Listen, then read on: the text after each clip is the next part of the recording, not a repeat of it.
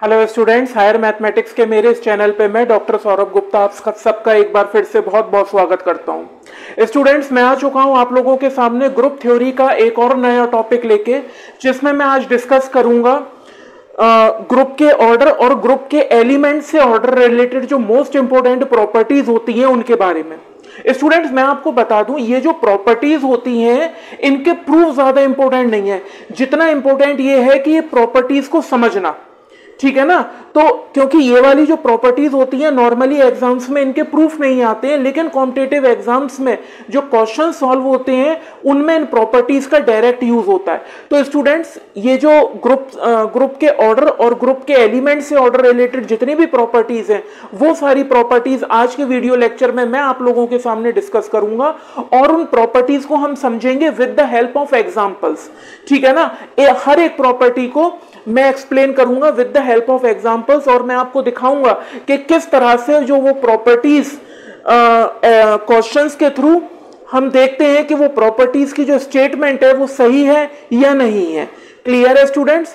तो स्टार्ट करते हैं आज का ये वीडियो लेक्चर। स्टार्ट करने से पहले स्टूडेंट्स मैं आपको बता दूं, अगर आप चैनल पे नए हो तो चैनल को सब्सक्राइब करो, वीडियो को लाइक करो और अपने बाकी क्लासमेट्स के साथ भी शेयर करो। तो स्टूडेंट्स, बिना देरी किए स्टार्ट करते हैं आज का ये वीडियो लेक्चर। देखिए स्टूडेंट, ध्यान से समझिएगा, एक एक प्रॉपर्टी को हम डिस्कस करेंगे। देखिए, सबसे पहली प्रॉपर्टी को डिस्कस करते हैं स्टूडेंट्स, ठीक है। ध्यान से समझिएगा। देखिए, और एक चीज और स्टूडेंट्स मैं आपको और बता दूं कि ये सारी प्रॉपर्टीज डिस्कस करने से पहले आप लोगों को ग्रुप का ऑर्डर और ग्रुप के एलिमेंट का ऑर्डर के कॉन्सेप्ट के बारे में अच्छे से पता होना चाहिए, क्योंकि अगर आप लोगों को ग्रुप का ऑर्डर और ग्रुप के जो एलिमेंट्स होते हैं उनके ऑर्डर के कॉन्सेप्ट के बारे में नहीं पता है तो यहाँ पे ये प्रॉपर्टीज आपको समझ में नहीं आएंगी। तो इसीलिए स्टूडेंट्स, अगर अभी तक आपने मेरा इससे पहले वाला वीडियो लेक्चर जो मैंने ग्रुप के ऑर्डर और ग्रुप के एलिमेंट्स के ऑर्डर रिलेटेड बनाया था, अगर वो वीडियो लेक्चर आपने अभी तक मेरा नहीं देखा है तो आई बटन में मैंने उसका लिंक दे रखा है, एक बार जाके आप उस वीडियो पे विजिट कर लीजिए ताकि आपको वहां पे सारे के सारे डाउट्स जो हैं वो क्लियर हो जाएं। उसके बाद आप इस वीडियो पे आइएगा ताकि आपको सारी प्रॉपर्टीज बहुत ही अच्छे से क्रिस्टल क्लियर हो और समझ में आए।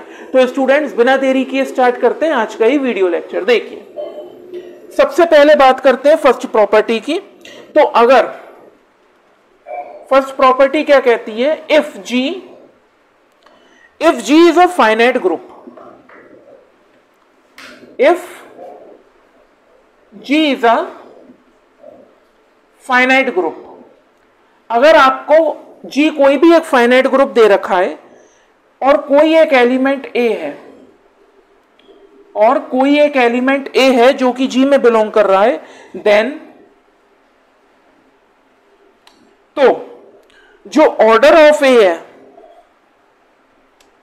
देन ऑर्डर ऑफ A, ये आप लोगों को पता होना चाहिए कि एलिमेंट का ऑर्डर हमेशा इस तरह से डिनोट किया जाता है, O ब्रैकेट में अंदर A। क्लियर है स्टूडेंट्स? देखिए, order of A will be finite, order of A will be finite. क्या कहती है पहली प्रॉपर्टी स्टूडेंट्स? देखिए, ध्यान से पहले प्रॉपर्टी समझ लेते हैं, उसके बाद इसको मैं विद एग्जांपल आपको अच्छे से एक्सप्लेन करूंगा। देखिए, प्रॉपर्टी क्या कहती है, अगर G कोई एक फाइनाइट ग्रुप है, याद रखिएगा बात यहां फाइनाइट ग्रुप की हो रही है जिसके अंदर फाइनाइट नंबर ऑफ एलिमेंट्स है। अगर G कोई एक फाइनाइट ग्रुप है और कोई एक एलिमेंट इस G के अंदर बिलोंग कर रहा है तो उस एलिमेंट का ऑर्डर भी फाइनाइट होगा। क्लियर है? बात समझ में आ गई? ठीक है, ये तो हो गई इस प्रॉपर्टी की स्टेटमेंट। अभी ये प्रॉपर्टी पूरी नहीं हुई है। मोर ओवर,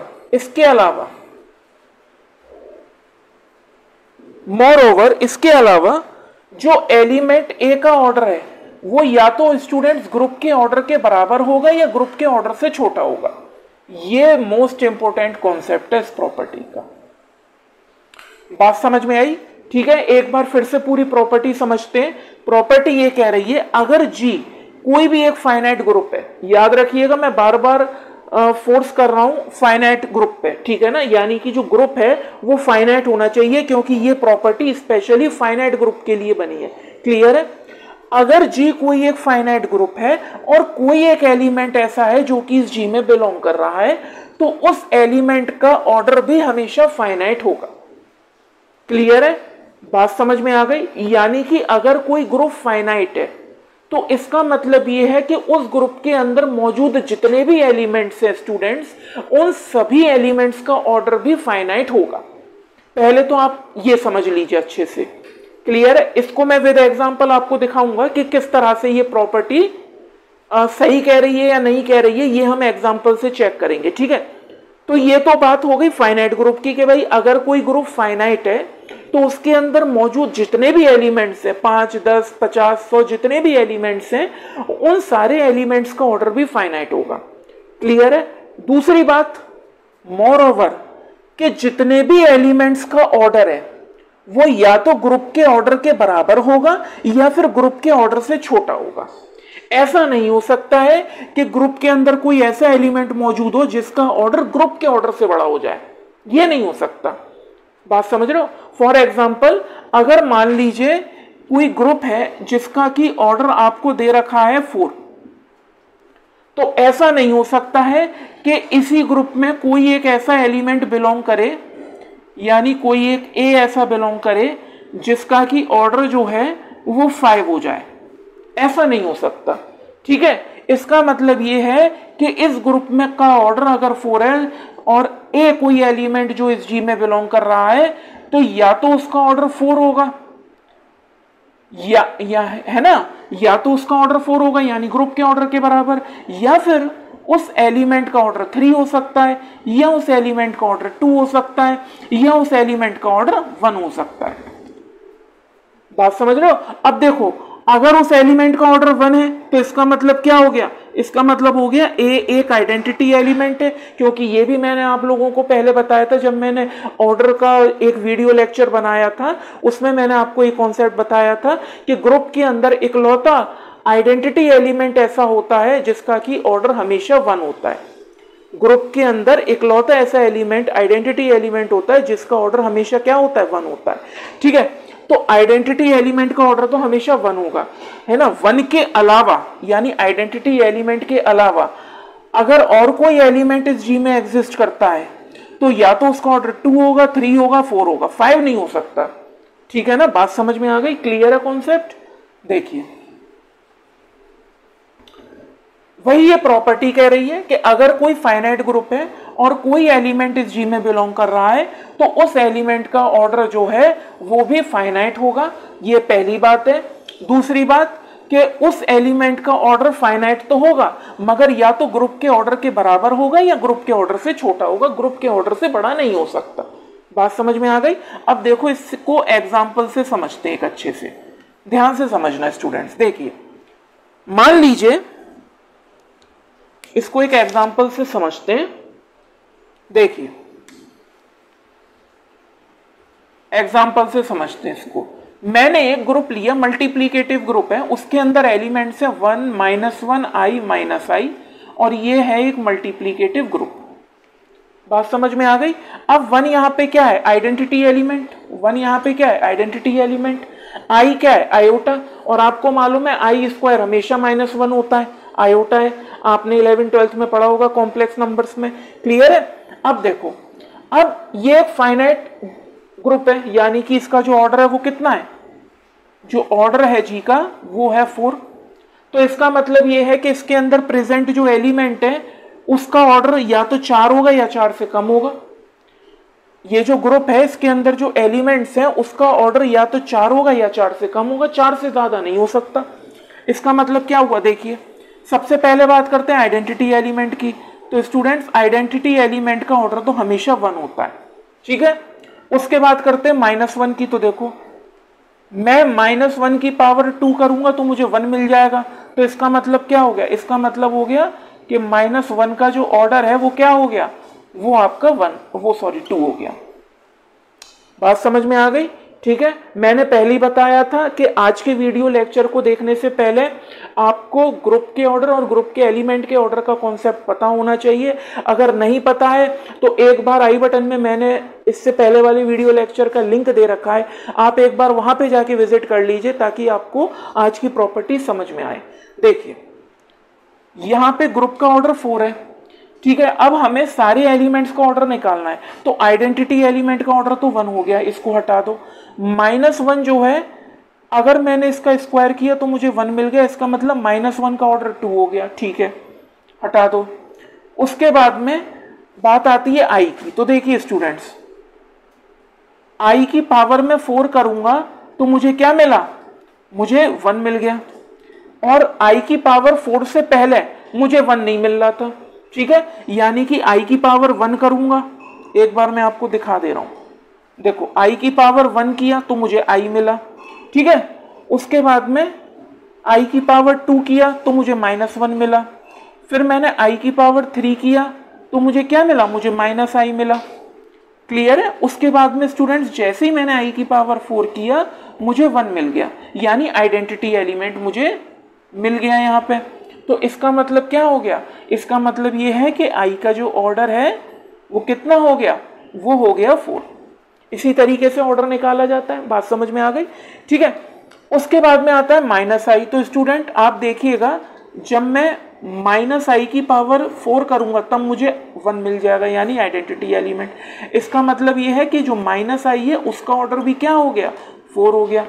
तो अब आप ऑब्जर्व करो, आइडेंटिटी का तो ऑर्डर 1 है, उसके बाद -1 का जो ऑर्डर है वो 2 है, i का ऑर्डर 4 है, और -i का ऑर्डर भी 4 है। ठीक है ना, यानी कि इस ग्रुप के अंदर मौजूद जितने भी एलिमेंट्स हैं उनका ऑर्डर या तो 1 है, या 2 है, या 4 है। यानी कि या तो ग्रुप के ऑर्डर के बराबर है एलिमेंट्स का ऑर्डर, या एलिमेंट्स का ऑर्डर ग्रुप के ऑर्डर से छोटा है, बड़ा नहीं है। यही तो कह रही है प्रॉपर्टी। ठीक है, ग्रुप का ऑर्डर फाइनाइट, इसके अंदर मौजूद हर एलिमेंट का ऑर्डर फाइनाइट, देख लिया हमने। ठीक है, और जितने भी एलिमेंट्स हैं उनका जो ऑर्डर है वो या तो ग्रुप के ऑर्डर के बराबर है या उससे छोटा है, ग्रुप के ऑर्डर से बड़ा नहीं हो सकता स्टूडेंट्स। यही तो कह रही है प्रॉपर्टी। बात समझ में आ गई, क्लियर है। ठीक है, अब देखिए, आप चाहो तो एक एग्जांपल और ले सकते हो अच्छा सा, जैसे फॉर एग्जांपल मैं एक और ले लेता हूं। देखिए, मान लीजिए मैंने एक और मल्टीप्लीकेटिव ग्रुप ले लिया, मैंने ले लिया G = 1, -1, और ये भी एक मल्टीप्लीकेटिव ग्रुप है। अब देखो, ग्रुप का ऑर्डर कितना हो गया, ग्रुप का ऑर्डर हो गया स्टूडेंट्स 2। अब ग्रुप का ऑर्डर 2 है, इसका मतलब इसके अंदर जो एलिमेंट्स मौजूद हैं उनका ऑर्डर 1 होगा या 2 होगा, 2 से ज्यादा नहीं हो सकता। तो देखो, आइडेंटिटी एलिमेंट 1 है, क्योंकि मल्टीप्लीकेशन है, तो 1 का ऑर्डर कितना हो गया, 1 का ऑर्डर तो हमेशा 1 होगा, आइडेंटिटी एलिमेंट का ऑर्डर तो हमेशा 1 होता है। अब बात आती है -1 की। तो देखिए, अगर मैं -1 की पावर 2 करूं तो मुझे आइडेंटिटी एलिमेंट मिल जाएगा। इसका मतलब क्या हो गया कि -1 का ऑर्डर भी 1 है, वो सॉरी -1 का ऑर्डर कितना है, 2 है। ठीक है, तो आप ऑब्जर्व कर सकते हो, आइडेंटिटी एलिमेंट का ऑर्डर 1 हो गया और -1 का ऑर्डर 2 हो गया। ठीक है, तो किसी भी एलिमेंट का ऑर्डर ऐसा नहीं है कि 3 हो जाए, 4 हो जाए, 5 हो जाए, ऐसा नहीं है। ठीक है ना, ग्रुप का ऑर्डर अगर फाइनाइट है तो उसके अंदर मौजूद हर एलिमेंट का ऑर्डर फाइनाइट होना चाहिए, और हर एलिमेंट का ऑर्डर ग्रुप के ऑर्डर से या तो छोटा हो या उससे बड़ा हो, वो या तो छोटा हो या फिर उसके बराबर हो, बड़ा नहीं हो सकता। बात समझ में आ रही है, क्लियर है। देखिए, अब बात करते हैं अगली प्रॉपर्टी की। देखिए स्टूडेंट्स, अब अगली प्रॉपर्टी पे चलते हैं, है ना। अगली प्रॉपर्टी भी सिंपल है, देखिए ध्यान से। देखिए स्टूडेंट्स, अब सेकंड प्रॉपर्टी पे चलते हैं। देखो, सेकंड प्रॉपर्टी क्या कहती है, the order of any element, the order of any element, ठीक है, the order of any element in a group, किसी भी एलिमेंट का ऑर्डर ग्रुप के अंदर, किसी भी एलिमेंट का ऑर्डर ग्रुप के अंदर, और उस एलिमेंट के इनवर्स का ऑर्डर ग्रुप के अंदर, and it's inverse, and it's inverse is always same.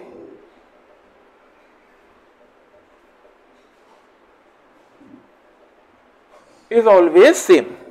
इसका मतलब क्या कहे कि अगर मान लो कोई एलिमेंट ए है जो कि जी में बिलोंग कर रहा है, तो इसका मतलब ये है देन कि उस एलिमेंट का ऑर्डर और उस एलिमेंट के इनवर्स का ऑर्डर हमेशा बराबर होगा।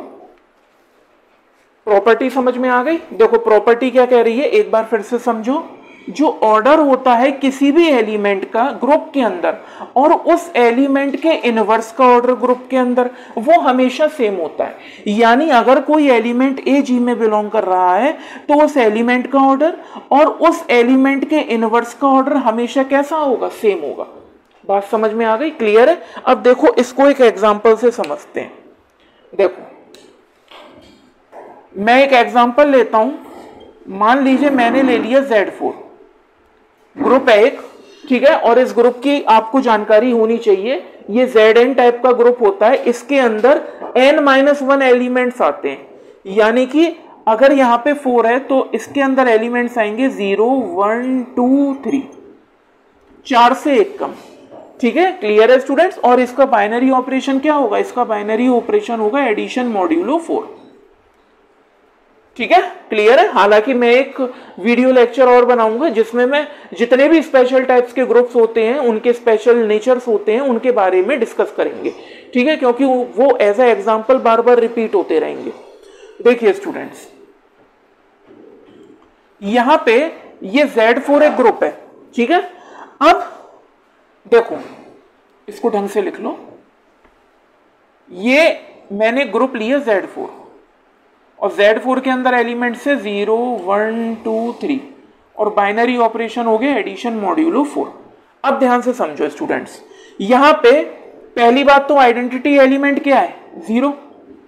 एडिशन मॉड्यूलो 4 है तो आइडेंटिटी एलिमेंट तो 0 होगा, तो 0 का ऑर्डर तो यहां पे हो गया 1। इसको हटाओ। अब देखो यहां पे जो 1 है, 1 का इनवर्स क्या होगा? यहां पे 3 होगा। क्यों होगा 1 का इनवर्स 3?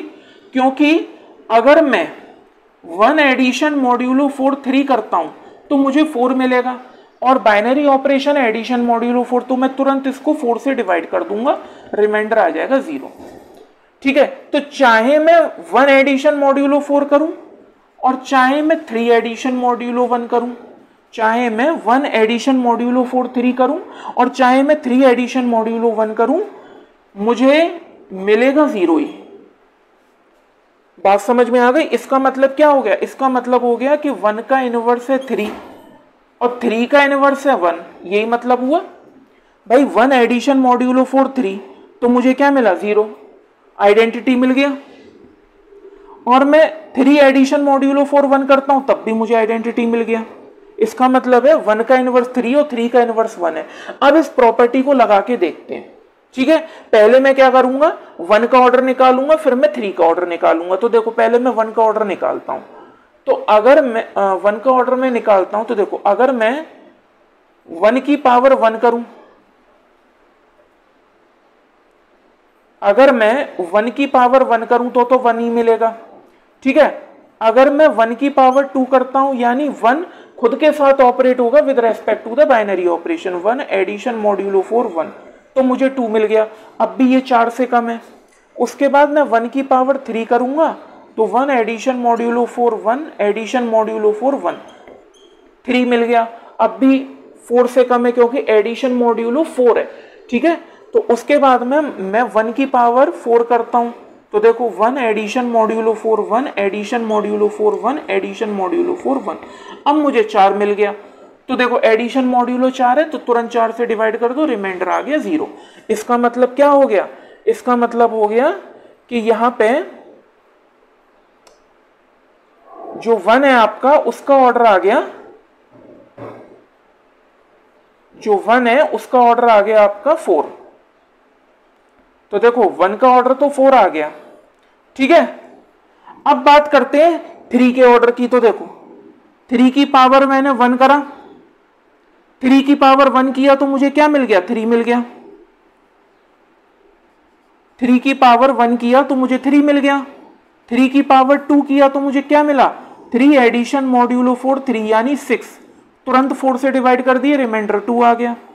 फिर 3 की पावर 3 की है यानी 3 एडिशन मॉड्यूलो 4 3 एडिशन मॉड्यूलो 4 3, 9 आ गया, 4 से डिवाइड कर दिया, रिमाइंडर 1 आ गया, रिमाइंडर 1 आ गया। उसके बाद फिर मैंने क्या किया, 3 की पावर 4 किया, तो 3 addition modulo 4 3, addition modulo 4 3, addition modulo 4 3, तो कितना आ गया, 12 आ गया, तुरंत 4 से डिवाइड किया, रिमाइंडर 0 आ गया, और यही आइडेंटिटी है। इसका मतलब क्या हुआ, इसका मतलब हो गया कि जो 3 का ऑर्डर है वो भी कितना आ रहा है, 4 आ रहा है। यही तो कह रही है प्रॉपर्टी कि अगर ग्रुप के अंदर कोई एलिमेंट मौजूद है तो उस एलिमेंट का ऑर्डर और उस एलिमेंट के इनवर्स का ऑर्डर ग्रुप के अंदर हमेशा सेम होगा। देखो 1 का इनवर्स 3 था, 3 का इनवर्स 1 था, 1 का ऑर्डर भी 4, 3 का ऑर्डर भी 4। देख लो, यही तो कह रही है प्रॉपर्टी, जो प्रॉपर्टी है वो यही तो कह रही है। भाई देखो, आइडेंटिटी एलिमेंट जो है उसका ऑर्डर तो 1 ही होगा, ठीक है। अब हमने देखा कि भाई 1 का इनवर्स 3 और 3 का इनवर्स 1 है, तो ये दोनों एक दूसरे के इनवर्स हैं। तो हमने क्या करा, पहले 1 का ऑर्डर निकाला, ये तो 1 का ऑर्डर आ गया 4। उसके बाद में हमने क्या करा, हमने 3 का ऑर्डर निकाला, तो 3 का ऑर्डर भी 4 आ गया। तो देखो प्रॉपर्टी सेटिस्फाई हो गई। क्लियर है, बात समझ में आ गई? ठीक है स्टूडेंट्स, अब देखिए, अब चलते हैं अगली नेक्स्ट प्रॉपर्टी की तरफ। तो ये जितनी भी प्रॉपर्टीज हैं इन सबको हम विद एग्जांपल समझेंगे। इनका प्रूफ ज्यादा इंपॉर्टेंट नहीं है, मगर ये क्वेश्चंस में, कॉम्पिटिटिव एग्जाम्स में, जो नेट गेट इनके एग्जाम्स होते हैं, इनमें इस प्रॉपर्टीज का जो है डायरेक्ट यूज होता है। तो ये प्रॉपर्टीज हमें पता होनी चाहिए। ठीक है स्टूडेंट्स, देखिए अब चलते हैं अगली प्रॉपर्टी की तरफ। प्रॉपर्टी थर्ड, देखिए प्रॉपर्टी थर्ड क्या कहती है, ध्यान से समझिए। प्रॉपर्टी थर्ड कहती है every element of order 2, every element of order 2, her element of order 2 in a group G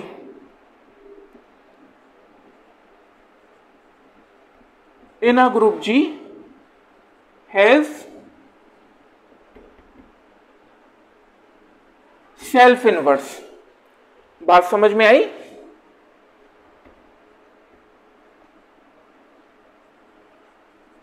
clear है students? Her element of order 2 in a group has self inverse, ठीक है, बट नॉट कन्वर्सली।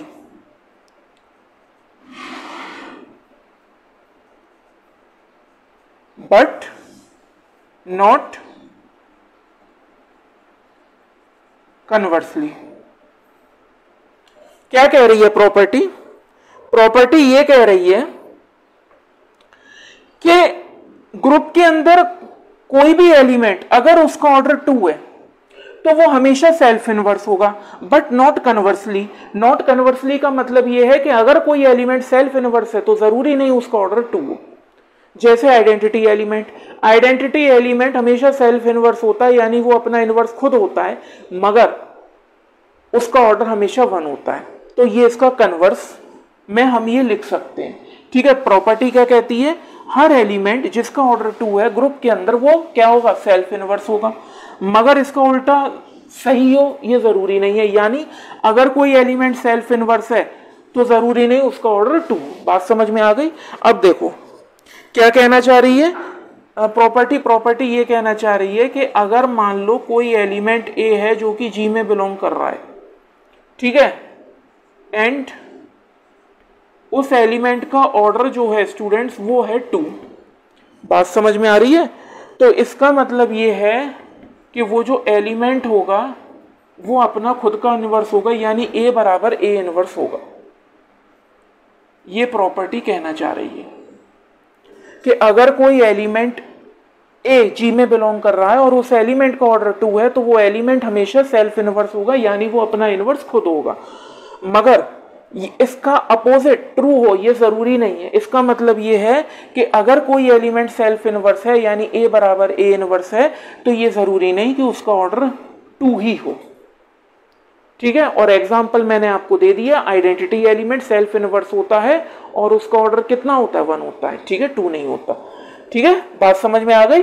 अब इसको एक example से समझते हैं। तो अभी मैं ऊपर वाली प्रॉपर्टीज रब कर दे रहा हूं, आप एक बार इसको वीडियो पोस्ट करके नोट कर लीजिएगा। देखिए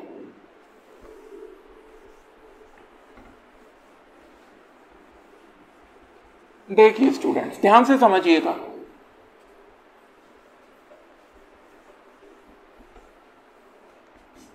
ठीक है, अब इसके एग्जाम्पल से इसको समझते हैं प्रॉपर्टी को कि सही कह रही है या नहीं कह रही है। देखिए सबसे पहले एक एग्जाम्पल लेते हैं। देखो मान लो मैंने एक मल्टीप्लीकेटिव ग्रुप लिया, जो अभी लिया था 1 - 1 i - i। ये एक मल्टीप्लीकेटिव ग्रुप है स्टूडेंट्स, ठीक है। अब ध्यान से समझो, यहां पे जो -1 है, अगर मैं उसकी पावर 2 करूं तो मुझे 1 मिल जाएगा, जो एक आइडेंटिटी एलिमेंट है। तो यहां पे -1 का ऑर्डर क्या हो गया, 2 हो गया, यानी -1 का ऑर्डर 2 है। और -1 आइडेंटिटी एलिमेंट नहीं है, आइडेंटिटी एलिमेंट तो 1 है, ठीक है। अब प्रॉपर्टी क्या कहती है कि ग्रुप के अंदर अगर किसी एलिमेंट का ऑर्डर 2 है तो वो सेल्फ इनवर्स होगा। बात समझ में आ गई। अब देखो यहां पे -1 का ऑर्डर कितना है, 2 है। अब चेक करते हैं -1 सेल्फ इनवर्स है या नहीं है, ठीक है ना। तो देखिए एक बात कि -1 का मैं मल्टीप्लाई -1 से करूंगा तो मुझे 1 मिल जाएगा। तो इसका मतलब क्या है, इसका मतलब ये है कि -1 का इनवर्स -1 खुद है। तो यही तो कह रही है प्रॉपर्टी। बात समझ में आ गई। प्रॉपर्टी ये कहती है कि अगर किसी एलिमेंट का ऑर्डर 2 है तो वो सेल्फ इनवर्स होगा। तो देखो -1 की पावर 2 करी, मुझे आइडेंटिटी मिल गई, यानी -1 का ऑर्डर कितना आ गया, 2 आ गया। तो -1 सेल्फ इनवर्स होना चाहिए। तो मैंने -1 को ऑपरेट -1 से ही कराया, मुझे 1 मिल गया। तो इसका मतलब क्या है, -1 का इनवर्स -1 ही है, ठीक है। यही प्रॉपर्टी कह रही है। एक और एग्जांपल लेके देखते हैं। देखो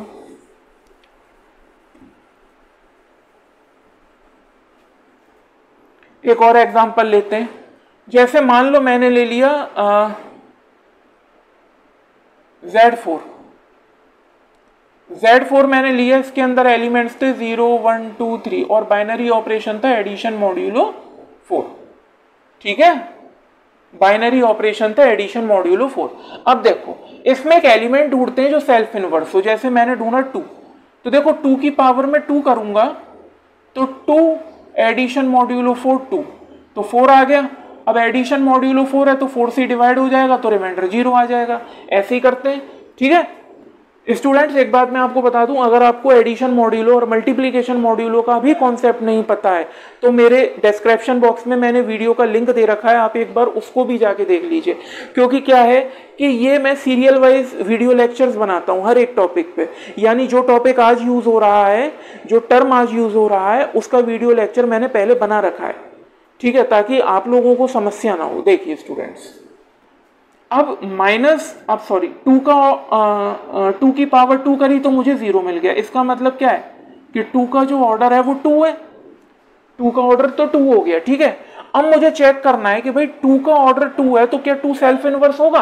तो देखो अगर मैं 2 को ऑपरेट कराऊं 2 के साथ तो मुझे क्या मिला, 4 को 4 से डिवाइड किया तो 0 आ गया। ये आइडेंटिटी एलिमेंट है। इसका मतलब क्या हुआ कि भाई 2 का जो इनवर्स है वो 2 ही होगा। तो यही तो कह रही है प्रॉपर्टी। बात समझ में आ रही है। और कन्वर्स पार्ट में आप लिख सकते हो ये स्टेटमेंट, है ना। कन्वर्स पार्ट में आप लिख सकते हो कि identity element is always self inverse but it's order is not 2, है ना। Identity element E is always self inverse, यानी जो आइडेंटिटी एलिमेंट होता है E वो हमेशा सेल्फ इनवर्स होता है, बट इट्स ऑर्डर इज 1, ठीक है, नॉट 2, या नॉट 2 रहने दो, इट्स 1, ठीक है। तो इसको आप ऐसे लिख सकते हो कि जो आइडेंटिटी एलिमेंट ही है वो हमेशा क्या होता है, सेल्फ इनवर्स होता है, बट इट्स ऑर्डर इज 1, 2 नहीं होता। क्लियर है, बात समझ में आ गई? ठीक है, तो ये हो गया इसका कन्वर्स पार्ट। तो यही कह रहा है हर एलिमेंट जिसका ऑर्डर 2 है वो ग्रुप के अंदर वो सेल्फ इनवर्स होगा, but not conversely. But not conversely का मतलब आइडेंटिटी एलिमेंट हमेशा सेल्फ इनवर्स होता है मगर उसका ऑर्डर हमेशा 1 होगा। और आप इस प्रॉपर्टी को एक तरीके से और लिख सकते हो, वो तरीका क्या है कि हर नॉन आइडेंटिटी एलिमेंट अगर उसका ऑर्डर 2 है तो वो हमेशा सेल्फ इनवर्स होगा। बात समझ रहे हो? और इसका रिवर्स क्या है कि अगर कोई non identity element self inverse है तो उसका ऑर्डर हमेशा 2 होगा। तो आप इसको ऐसे भी लिख सकते हो, दोनों चाहे ऐसे लिखो चाहे जैसे मैंने अभी आपको बताया वैसे लिखो, दोनों का मतलब एक ही है। बात समझ में आ गई? क्लियर है? चलिए अब स्टूडेंट्स चलते हैं अपनी अगली प्रॉपर्टी की तरफ, प्रॉपर्टी 4 की तरफ। देखिए ध्यान से, इसको मैं रब कर दे रहा हूं एग्जाम्पल को। अब देखिए, अब आगे वाली प्रॉपर्टी की बात करते हैं। यह भी मोस्ट इंपोर्टेंट प्रॉपर्टी है, प्रॉपर्टी 4।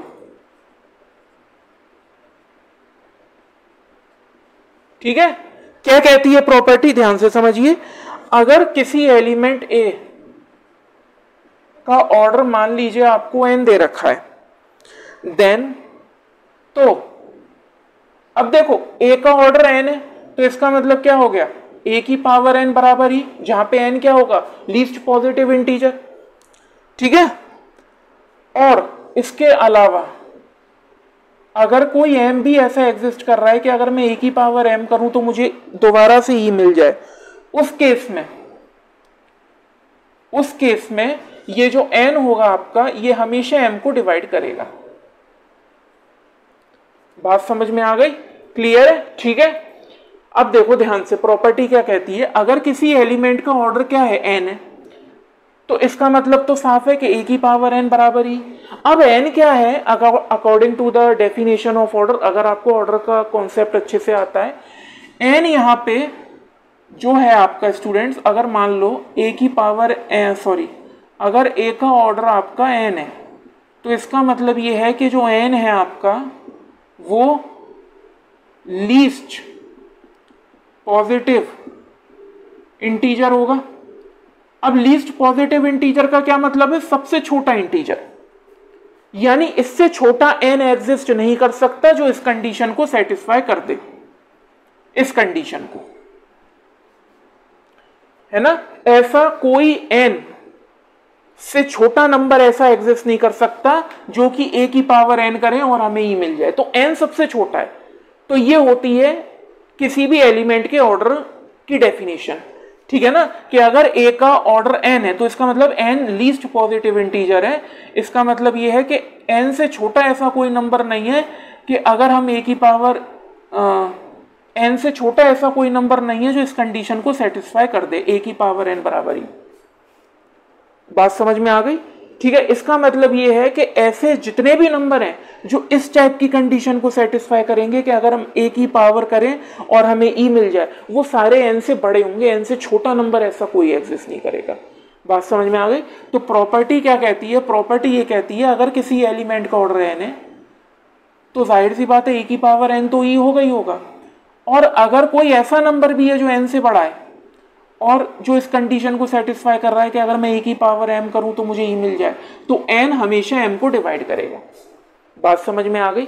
ठीक है, और ये प्रॉपर्टी बहुत ऑब्वियस भी है, कॉमन है, मतलब थोड़ा सा अगर आप कॉमन सेंस लगाओगे तो ये आपको समझ में आ जाएगी, है ना। मैंने आपसे कहा ना n लीस्ट पॉजिटिव इंटीजर है, यानी n से छोटा ऐसा कोई नंबर एग्जिस्ट नहीं करेगा कि अगर मैं a की पावर करूं और मुझे e मिल जाए, यानी जितने भी नंबर हैं जो इस कंडीशन को सेटिस्फाई करेंगे, ये वाली कि अगर मैं a की पावर करूं और मुझे e मिल जाए, वो सारे n से बड़े होंगे। तो जाहिर सी बात है a की पावर m बराबर e में ये जो m है ये n से बड़ा ही होगा। क्लियर है? तो अगर ये जो m है n से बड़ा है तो n हमेशा m को डिवाइड ही करेगा, जाहिर सी बात है। ठीक है, फिर भी इसको एक एग्जाम्पल से समझ लेते हैं। देखो, है ना, अब इसको भी एक एग्जाम्पल से समझ लेते हैं। देखो, मान लो जैसे मैंने अभी एक मल्टीप्लिकेटिव ग्रुप लिया था, उसी को ले रहे हैं 1 - 1। चलो 2 एलिमेंट्स का एक ग्रुप ले रहे हैं, मल्टीप्लिकेटिव ग्रुप। ठीक है, अब देखो 1 का तो ऑर्डर हमेशा 1 ही होगा क्योंकि आइडेंटिटी एलिमेंट है। -1 को देखते हैं। देखो -1 की पावर मैंने 2 करी तो मुझे 1 मिला पहली बार, यानी आइडेंटिटी। तो ये तो कंफर्म हो ही गया कि -1 का ऑर्डर कितना है, 2 है। ये तो पता लग ही गया। अब देखो ध्यान से आगे, मैंने -1 की पावर 4 करी, यहां पे भी मुझे 1 मिल गया। तो मैंने आपसे कहा था कि 2 से छोटा ऐसा कोई नंबर नहीं होगा जो इस कंडीशन को सेटिस्फाई कर दे। 2 से बड़े ही नंबर होंगे जो इस कंडीशन को सेटिस्फाई करेंगे। तो देखो -1 की पावर 4 पे मुझे 1 मिल रहा है, और ये जो 4 है ये 2 से बड़ा है। अब देखो -1 की पावर 6 करता हूं, फिर मुझे 1 मिल जाएगा। -1 की पावर 8 करता हूं, फिर मुझे 1 मिल जाएगा। तो अब आप एक बात बताओ, -1 का ऑर्डर कितना है, 2 है। भाई हमें तो लीस्ट पॉजिटिव इंटीजर चाहिए, तो -1 का ऑर्डर तो हमें पता लग गया 2। अब 2 से बड़े जितने नंबर हैं उस पर ये कंडीशन सेटिस्फाई हो रही है, मगर हमें उन नंबरों से कोई मतलब नहीं है, हमें तो लीस्ट पॉजिटिव इंटीजर चाहिए। तो यहाँ पे देखो ये जो 2 है ये 4 को भी डिवाइड करेगा, 2 जो है वो 6 को भी डिवाइड कर रहा है, और 2 जो है वो 8 को भी डिवाइड कर रहा है। और कोई नंबर आएगा 2 उसको भी डिवाइड करेगा। यही तो कह रही है प्रॉपर्टी कि अगर किसी एलिमेंट का ऑर्डर n है तो a की पावर n तो e हो गई, और n से बड़ा अगर कोई नंबर एग्जिस्ट करता है जो इस कंडीशन को सेटिस्फाई करे तो n हमेशा उस नंबर को डिवाइड करेगा। कर रहा है? बात समझ में आ गई? क्लियर है स्टूडेंट्स? ठीक है, अब देखो इसमें आप एक चीज और लिख सकते हो, इसको मैं रब कर दे रहा हूं। देखो ये तो एग्जाम्पल मैंने आपको समझाने के लिए बताया, ठीक है। अब इस प्रॉपर्टी में एक स्टेटमेंट और है कि अगर मान के चलो मैंने आपको बताया कि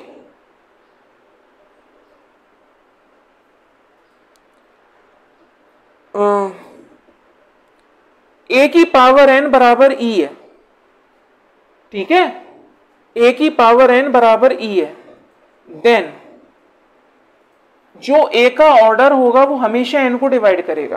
क्यों?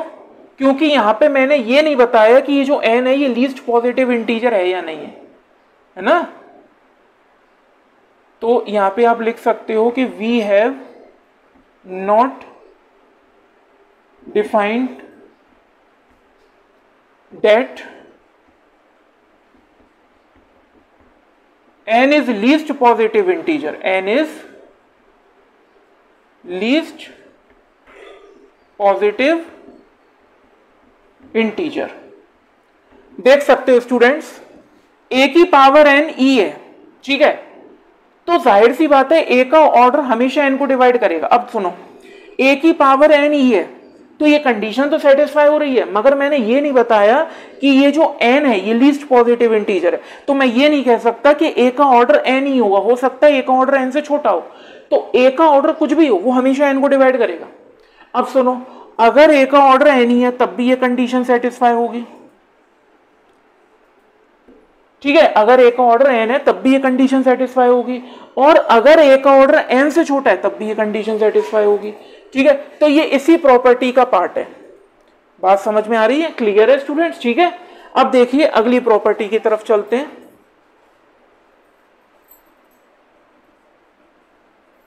यानी कि फिफ्थ प्रॉपर्टी। अब क्या कहती है फिफ्थ प्रॉपर्टी, समझिए। फिफ्थ प्रॉपर्टी कहती है अगर मान लीजिए किसी एलिमेंट a का ऑर्डर m है, ठीक है, तो जाहिर सी बात है अगर किसी एलिमेंट का ऑर्डर m है तो वो हमेशा m एलिमेंट से जनरेट करेगा, m डिस्टिंक्ट एलिमेंट से जनरेट करेगा, ठीक है ना। Then a can generate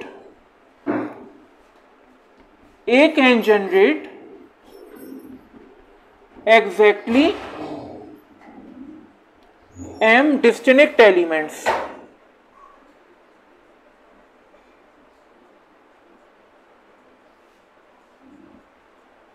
clear है स्टूडेंट्स? ठीक है, प्रॉपर्टी एक बार फिर से समझ लो। प्रॉपर्टी कहती है अगर किसी एलिमेंट का ऑर्डर m है तो वो हमेशा m डिस्टिंक्ट एलिमेंट्स जनरेट करेगा, एग्जैक्टली m डिस्टिंक्ट एलिमेंट्स, यानी अलग अलग एलिमेंट्स। ठीक है, इसका मतलब क्या हो गया? इसका मतलब हो गया कि अगर मान लो कि किसी भी एलिमेंट का ऑर्डर अगर m है, तो इसका मतलब ये है कि वो एलिमेंट्स कैसे जनरेट करेगा? a की पावर 1, a की पावर 2, a की पावर 3, अप टू कहां तक? a की पावर m तक, और a की पावर m पे उसे आइडेंटिटी मिल जाएगा। बात समझ में आ गई? क्लियर है स्टूडेंट्स? ठीक है, प्रॉपर्टी मोस्ट इंपोर्टेंट है, इसीलिए इसका मैं प्रूफ भी आपको बताऊंगा। केवल इस प्रॉपर्टी का प्रूफ मैं आपको बताऊंगा क्योंकि ये प्रॉपर्टी बहुत इंपॉर्टेंट है। क्या कहती है प्रॉपर्टी? अगर किसी एलिमेंट का ऑर्डर m है, तो जो एलिमेंट है वो हमेशा एग्जैक्टली m डिस्टिंक्ट एलिमेंट्स, अलग अलग एलिमेंट्स जनरेट करेगा। यानी a की पावर m से पहले जितने भी एलिमेंट्स बनेंगे वो सारे के सारे कैसे होंगे? डिस्टिंक्ट होंगे, अलग अलग होंगे। ठीक है, यानी a की पावर 1 कोई और एलिमेंट होगा, a की पावर 2 कोई और एलिमेंट होगा, a की पावर 3 कोई और एलिमेंट होगा, तो ये सारे के सारे डिस्टिंक्ट एलिमेंट्स होंगे। बात समझ में आ गई?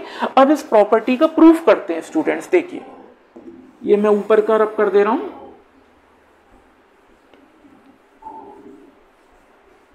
क्योंकि इसका प्रूफ भी अच्छा है और आपको आना चाहिए। ठीक है, देखिए स्टूडेंट्स, इसका प्रूफ डिस्कस करते हैं। देखिए प्रूफ क्या कहता है? लेट, हमने अज्यूम किया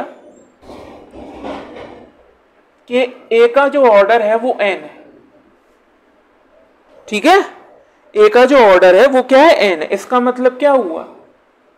इसका मतलब हुआ कि a exactly n distinct elements generate करेगा, यानी a की पावर 1, a की पावर 2, a की पावर 3, और अब तो कहां तक जाएगा? a की पावर n तक, और यहां इसे आइडेंटिटी एलिमेंट मिल जाएगा। अब मैंने अज्यूम करा, मान लो कि a की पावर n से पहले कोई दो एलिमेंट ऐसे थे, है ना, इसको आप इस तरह से लिखो, थोड़ा और अच्छे से लिखो, a की पावर r, a की पावर t, अप टू कहां तक? a की पावर n तक, और a की पावर n पे से आइडेंटिटी मिल गया। ठीक है, क्लियर है? अब देखो ध्यान से, यहां पे मैंने मान ला, अज्यूम किया कि भाई a की पावर n से पहले कुछ एलिमेंट्स ऐसे हैं जो कि सेम है, तो मैंने माना, मान लो a की पावर r और a की पावर t ये दोनों सेम एलिमेंट्स हैं जो a द्वारा जनरेट हुए, तो मैंने अज्यूम कर लिया लेट a की पावर r बराबर a की पावर t। ठीक है, ये मैंने अज्यूम कर लिया। अब देखो, अगर मान लो मैं दोनों तरफ a की पावर माइनस t से मल्टीप्लाई कर दूं, तो क्या हो जाएगा? a की पावर r इंटू a की पावर माइनस t बराबर a की पावर t इंटू a की पावर माइनस t, यही होगा। अब देखो स्टूडेंट्स, a बेस सेम है तो पावर ऐड हो जाएगी, a की पावर r माइनस t बराबर a की पावर 0। a की पावर 0 का मतलब क्या हो गया? Identity element. मगर यहाँ पे अब आप एक चीज देखो कि यहाँ पे ये जो r माइनस t है ये m से तो छोटा है, m से तो छोटा है, और a का ऑर्डर क्या है? a का ऑर्डर तो सॉरी n आएगा यहाँ, r माइनस टी जो है वो n से तो छोटा है, और a का ऑर्डर क्या है? a का ऑर्डर तो n है। अब एक बात बताओ, अगर r माइनस टी n से छोटा है और a का ऑर्डर n है, तो a की पावर r माइनस टी तो कभी e के बराबर आ ही नहीं सकता। तो अगर a की पावर r माइनस टी कभी e के बराबर नहीं आ सकता, तो इसका मतलब ये है कि a की पावर r कभी भी बराबर नहीं हो सकता a की पावर t की। इसका मतलब ये है कि ऑल द एलिमेंट्स, है ना, या every element generated by, therefore every element generated by, जितने भी एलिमेंट्स a द्वारा जनरेट होंगे, will always distinct, will always distinct. Clear है स्टूडेंट्स? वो हमेशा डिस्टिंक्ट होंगे, और यही प्रॉपर्टी कह रही है। प्रॉपर्टी क्या कह रही है? अगर किसी एलिमेंट का ऑर्डर m है तो पहली बात तो वो हमेशा exactly m distinct elements generate करेगा, और हमने यही प्रूफ करा है। हमने देखा कि हमने माना किसी एलिमेंट का ऑर्डर n है तो उसने n एग्जैक्टली एलिमेंट्स जनरेट किए और हमने ये अज्यूम कर लिया कि भाई a की पावर n से पहले कोई दो ऐसे एलिमेंट थे जो कि सेम थे, ठीक है। और फिर हमने इसको प्रूफ करके दिखा दिया कि वो जो एलिमेंट है वो सेम नहीं है, वो डिस्टिंक्ट है। इसका मतलब ये है कि a की पावर n से पहले जितने भी एलिमेंट बनेंगे वो सारे के सारे डिस्टिंक्ट होंगे, मतलब अलग अलग होंगे। क्लियर है स्टूडेंट्स, बात समझ में आ गई। अब चलते हैं अपनी अगली प्रॉपर्टी की तरफ। देखिए ध्यान से, प्रॉपर्टी क्या कहती है, देखिए अगली प्रॉपर्टी की तरफ चलते हैं, प्रॉपर्टी 6। देखिए प्रॉपर्टी क्या कहती है, अगर मान लीजिए किसी एलिमेंट का ऑर्डर m है, if order of a is equal to m, मान लो किसी भी एलिमेंट का ऑर्डर m है, ठीक है। तो ये तो मैंने अभी आपको बता ही दिया कि वो हमेशा exactly m distinct elements generate करेगा, ठीक है। इसका मतलब क्या हुआ कि भाई a की पावर 1, a की पावर 2 अप टू कहां तक जाएगा, a की पावर m तक, और a की पावर m पे आपको e मिल जाएगा, ठीक है। अब देखो स्टूडेंट्स, इसको थोड़ा सा और अच्छे से लिखते हैं। देखो a की पावर 1, a की पावर 2 अप टू a की पावर r, और a की पावर r से a की पावर m, और a की पावर m पे आपको मिल गया e। क्लियर है। अब देखो स्टूडेंट्स, मान लो कि जितने भी एलिमेंट्स हैं, ये सारे के सारे जितने भी एलिमेंट्स हैं, ये सारा a द्वारा ही जनरेट हुए। अब a द्वारा जनरेट हुए एलिमेंट में से किसी एलिमेंट का आपको ऑर्डर निकालना है। जैसे मान लो a की पावर r है, अब ये a की पावर r a द्वारा ही जनरेट हुआ है, तो आप मान लो मुझे a की पावर r का ही ऑर्डर निकालना है, ठीक है। तो इसका फॉर्मूला क्या होता है, देखिए इसका फॉर्मूला होता है order of A upon greatest common divisor GCD R comma order of A. बात समझ में आई, क्लियर है स्टूडेंट्स, ठीक है। ये भी मोस्ट इंपोर्टेंट है और अक्सर का नेट में क्वेश्चंस को सॉल्व करने में इसका यूज होता है, ठीक है। जैसे कि फॉर एग्जांपल आपको किसी एलिमेंट का ऑर्डर दे देंगे और आपसे कहेंगे कि भाई इसी एलिमेंट द्वारा जनरेट किए हुए इस एलिमेंट का ऑर्डर निकालो, इसी एलिमेंट द्वारा जनरेट हुए किसी भी एलिमेंट का आपसे पूछ लेंगे ऑर्डर निकालो, तो वहां पे ये फॉर्मूला यूज होता है। बात समझ में आ रही है। a की पावर r कोई एलिमेंट है जो a द्वारा ही जनरेट हुआ है, a की पावर m से पहले है, जाहिर सी बात है। तो a की पावर r का अगर मुझे ऑर्डर चाहिए तो उसका क्या फॉर्मूला होगा, order of A upon greatest common divisor GCD of r। r क्या है, a की पावर, ये जो a की पावर r है ना, ये r है, कॉमा ऑर्डर ऑफ ए, ठीक है ना। तो ये आपको फॉर्मूला आना चाहिए। बात समझ में आ गई, क्लियर है स्टूडेंट्स, ठीक है। अब देखो ध्यान से, अब अगर मैं एग्जांपल की बात करूं तो इसको मैं ऊपर का रब कर दे रहा हूं। देखो अगर मैं एग्जांपल की यहां पे बात करूं, ध्यान से समझना। देखो स्टूडेंट्स, मान लो सपोज करो किसी एलिमेंट का ऑर्डर क्या है, किसी एलिमेंट का ऑर्डर जो है वो है 40। अब इसने जाहिर सी बात है 40 डिस्टिंक्ट एलिमेंट्स जनरेट किए होंगे, उसमें से इसने एक एलिमेंट जनरेट किया a की पावर 6। ये a की पावर 6 जो है a द्वारा ही जनरेट किया हुआ एलिमेंट है और मुझे इसी एलिमेंट का ऑर्डर निकालना है। तो क्या होगा, order of A, order of A का मतलब 40 अपॉन GCD ऑफ, देखो r क्या है, a की पावर r यानी कि 6, comma order of A, order of A वापस 40, ठीक है। अब देखो स्टूडेंट्स, अब आपको निकालना है GCD ऑफ 6 और 40, ग्रेटेस्ट कॉमन डिवाइजर आपने स्कूल टाइम में निकालना सीखा होगा, ठीक है। यानी कि अगर मैं डायरेक्ट निकालूं 6 और 40 का GCD, तो देखो 1 तो होगा नहीं, है ना, 1 तो होगा नहीं, 2 होगा, क्योंकि 2 ग्रेटेस्ट कॉमन डिवाइजर है जो दोनों को डिवाइड कर रहा है। देखो 3 6 को कर रहा है, 40 को नहीं कर रहा, 4 40 को कर रहा है, 6 को नहीं कर रहा, 5 40 को कर रहा है, 6 को नहीं कर रहा, ना 7 करेगा दोनों को, ना 8 करेगा, 9 करेगा, ना 10 करेगा, ना 11 12, कोई नहीं करेगा। आप चेक कर लेना, कोई भी नहीं करेगा। केवल केवल 2 एक ऐसा ग्रेटेस्ट कॉमन डिवाइजर है जो दोनों को करेगा। इसका मतलब ये हो गया कि ये हो गया 40/2, क्योंकि 2 ही एक ऐसा कॉमन डिवाइजर है जो कि दोनों को डिवाइड करेगा। 6 भी केवल 6 को कर रहा है, 40 को नहीं कर रहा। ठीक है ना। देखो अब इसका मतलब क्या हो गया 20। इसका मतलब स्टूडेंट्स ये हो गया कि ऑर्डर ऑफ a की पावर 6 इज इक्वल्स टू 20। इस तरह से निकाला जाता है। बात समझ में आ गई? क्लियर है स्टूडेंट्स? बहुत सिंपल कॉन्सेप्ट है। अब यहां पे एक चीज और देखो, अगर मान के चलो कि देखो जाहिर सी बात है, अगर इस एलिमेंट का ऑर्डर 40 है तो इसने एग्जैक्टली 40 डिस्टिंक्ट एलिमेंट्स जनरेट किए होंगे। तो हो सकता है कि जितने एलिमेंट्स इसने जनरेट किए हैं उसमें से कोई एलिमेंट ऐसे हो जिसका ऑर्डर भी 40 ही हो। ये जरूरी नहीं है कि जितने एलिमेंट इसने जनरेट किए उन सबका ऑर्डर 40 से कम हो सकता है। कुछ एलिमेंट ऐसे हो जिनका ऑर्डर 40 ही हो।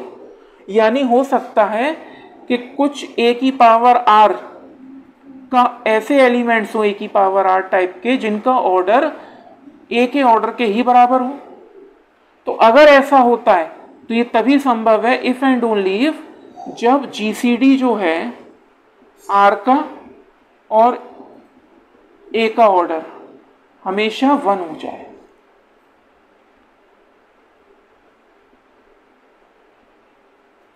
बात समझ में आ रही है ना। हो सकता है ये जो a की पावर r है जो a द्वारा जनरेट हुआ है, इस a की पावर r का ऑर्डर a के ही बराबर हो जाए। ऐसा भी हो सकता है, लेकिन ये तभी संभव है जब जो ग्रेटेस्ट कॉमन डिवाइजर r और ऑर्डर ऑफ a है वो 1 हो जाए। ये तभी संभव हो सकता है। ठीक है, तो ये चीज भी आपको नोट करनी है। क्लियर है? ठीक है, बात समझ में आ गई। अब देखिए अगली प्रॉपर्टी की तरफ चलते हैं। देखिए स्टूडेंट्स, अगली प्रॉपर्टी क्या कहती है? प्रॉपर्टी 7। देखिए ध्यान से समझिएगा। प्रॉपर्टी कहती है इफ अगर कोई दो एलिमेंट a, b, g में बिलोंग कर रहे हैं, अगर कोई दो एलिमेंट a, b, g में बिलोंग कर रहे हैं, ठीक है, और बाइनरी ऑपरेशन है स्टार, देन जो ऑर्डर होगा a स्टार b का वो बराबर होगा order of b star a, क्योंकि बाइनरी ऑपरेशन स्टार है। बात समझ में आ गई? बहुत सिंपल प्रॉपर्टी है। अगर कोई दो एलिमेंट किसी भी ग्रुप G स्टार में बिलोंग कर रहे हैं तो A स्टार B का ऑर्डर और B स्टार A का ऑर्डर हमेशा कैसा होगा? सेम होगा। अब देखो एग्जाम्पल की बात की जाए अगर इसमें, तो देखो अगर मान लो मैंने Z4 एक ग्रुप लिया, इसके अंदर एलिमेंट्स है 0, 1, 2, 3 और बाइनरी ऑपरेशन है स्टूडेंट्स, यहाँ पे बाइनरी ऑपरेशन है एडिशन मॉड्यूलो 4, ये बाइनरी ऑपरेशन है। अब देखो अगर मान लो मैं लेता हूं 2 और 3, तो देखो 2 एडिशन मॉड्यूलो 4 3, क्योंकि देखो स्टार का मतलब क्या है? बाइनरी ऑपरेशन तो कोई भी हो सकता है, यहाँ पे बाइनरी ऑपरेशन एडिशन मॉड्यूलो 4 है। तो देखो मैंने 2 एडिशन मॉड्यूलो 3 किया तो मुझे क्या मिला? मुझे मिला 5। 5 मतलब 4 से डिवाइड होगा, रिमाइंडर आएगा 1। अब मुझे इसका ऑर्डर निकालना है, इसका ऑर्डर निकालना है और ये किसके बराबर है? 1 के, यानी मुझे 1 का ऑर्डर निकालना है। बात समझ में आ गई? और यहाँ पे इस ग्रुप में 1 का ऑर्डर कितना है? 4 है। ठीक है, क्योंकि 1 की पावर में 4 करूंगा तो मुझे 0 मिल जाएगा। उसी तरीके से अगर मान लो मैं 3 एडिशन मॉड्यूलो 4 2 करता हूं, 3 एडिशन मॉड्यूलो 4 अगर मान लो मैं 2 लेता हूं, ठीक है। अब देखो ये किसके बराबर होगा? ये भी 5 के बराबर आएगा, 4 से डिवाइड होगा, 1 के बराबर आ जाएगा। अब यहां पे मैंने निकाला था A स्टार B यानी 2 एडिशन मॉड्यूलो 3, इसका ऑर्डर। अब मैं निकाल रहा हूं B स्टार A यानी 3 एडिशन मॉड्यूलो 4 2 यानी इसका ऑर्डर। अब ये किसके बराबर है? 1 के बराबर। 1 के बराबर होने का मतलब क्या है कि इसका ऑर्डर आ जाएगा 4। तो देखो 2 एडिशन मॉड्यूलो 4 3 यानी A स्टार B का ऑर्डर भी 4 और 3 एडिशन मॉड्यूलो 2 यानी कि B स्टार A का ऑर्डर भी 4। तो देखो यही तो कह रहा है ये प्रॉपर्टी कि चाहे आप A स्टार B करो चाहे B स्टार A करो, दोनों का ऑर्डर आना चाहिए सेम। बात समझ में आ गई? क्लियर है स्टूडेंट्स? ठीक है, मोस्ट इंपोर्टेंट प्रॉपर्टी है। एक एग्जांपल और लेके समझा देता हूं इसको अच्छे से और आ जाएगी। देखो एक एग्जांपल और ले लेते हैं इसका, ध्यान से समझना है स्टूडेंट्स। मैंने एक मल्टीप्लीकेटिव ग्रुप लिया 1 - 1 i - i, ये एक मल्टीप्लीकेटिव मैंने ग्रुप ले लिया, ठीक है। अब देखो ध्यान से समझना, यहां पे अगर मैं i और -i लूं तो देखो i × -i, ठीक है। अब ये किसके बराबर होगा 1, और 1 के आइडेंटिटी एलिमेंट, ठीक है। तो अगर मान लो मैं i × -i का ऑर्डर निकालता हूं तो इसका मतलब ये है मुझे 1 का ऑर्डर निकालना है, और 1 मल्टीप्लीकेटिव आइडेंटिटी है तो इसका ऑर्डर तो 1 ही होगा। और चाहे मैं -i × i करूं तो उस केस में भी ये 1 के बराबर होगा, और अगर मैं इसका ऑर्डर निकालूंगा तो मुझे 1 का ऑर्डर निकालना होगा, और 1 का ऑर्डर भी 1 आ रहा है। तो देखो चाहे मैं i - i का इंटू करूं, चाहे -i और i का इंटू करूं, मुझे ऑर्डर 1 ही मिलेगा। यही तो कह रही है प्रॉपर्टी। बात समझ में आ गई, क्लियर है, ठीक है। अब देखिए स्टूडेंट्स, अब चलते हैं इस लेक्चर की लास्ट प्रॉपर्टी की तरफ, ठीक है। इस लेक्चर के लास्ट प्रॉपर्टी की तरफ, इसको भी रब कर दे रहा हूं। देखिए ध्यान से समझिएगा क्या कहती है प्रॉपर्टी। प्रॉपर्टी 8, देखिए स्टूडेंट्स, प्रॉपर्टी कहती है if G is any group, if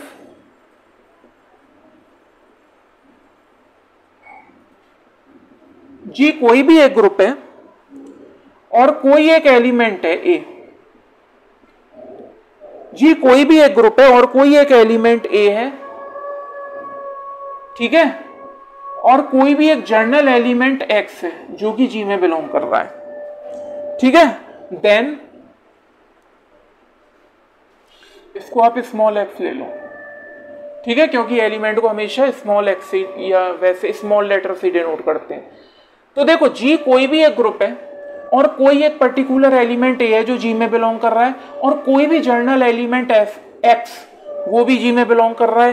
then तो स्टूडेंट्स जो A का ऑर्डर होगा वो हमेशा बराबर होगा किसके, X A X इनवर्स के, जिसमें X ग्रुप का कोई भी एलिमेंट हो सकता है। बात समझ में आ गई, ये भी मोस्ट इंपोर्टेंट प्रॉपर्टी है। प्रॉपर्टी एक बार मैं फिर से रिपीट कर दे रहा हूं, G कोई भी एक ग्रुप है और कोई भी एलिमेंट A है जो G में बिलोंग कर रहा है, और कोई भी जर्नल X यानी ग्रुप का कोई भी एक जर्नल एलिमेंट हमने ले लिया, तो इस A का जो ऑर्डर होगा वो बराबर होगा order of X A X inverse, जिसमें X कोई भी ग्रुप का एलिमेंट हो सकता है, आप अपनी मर्जी से कोई भी ले लो। बात समझ में आ गई। A तो कोई पर्टिकुलर एलिमेंट है और X ग्रुप का कोई भी एलिमेंट है, तो A का ऑर्डर हमेशा बराबर होगा order of X A X inverse के, जिसमें X कोई भी ग्रुप का एलिमेंट हो सकता है। बात समझ में आ रही है स्टूडेंट्स, क्लियर है। और ये जो प्रॉपर्टी है ये जब हम क्वेश्चन करेंगे तब देखेंगे कि इसका यूज बेसिकली कैसे होता है, ठीक है। तो इस प्रॉपर्टी का हम यूज जब क्वेश्चंस करेंगे वीडियो लेक्चर में तब हम देखेंगे, ठीक है ना। अभी आप फिलहाल के लिए इसको समझ लो, क्योंकि ये भी इंपॉर्टेंट प्रॉपर्टी है, मगर इसका यूज ज्यादातर क्वेश्चंस को सॉल्व करने में यूज होता है, ठीक है। कई बार ये इनडायरेक्ट वे में भी यूज होती है।